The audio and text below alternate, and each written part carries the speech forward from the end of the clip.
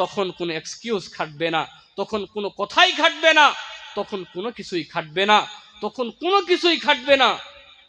আমাদেরকে দুনিয়া ছেড়ে চলে যাইতে হবে। আচ্ছা বলেন তো বন্ধু, এখন যদি আমার আত্মা বাহির হয়, আমরা আল্লাহর কাছে গিয়ে কি জবাব দেব? এখন যদি আমার আত্মা বাহির হয়ে যায়, আল্লাহর কাছে গিয়ে কি জবাব দেব? নাই, কোনো জবাব নাই, কিছুই জবাব দিতে পারবো না। সারাটা জিন্দেগি শুধু অবহেলায় আমরা কাটাইয়া দিলাম, সারাটা জিন্দেগি অবহেলায় কাটাইয়া দিলাম।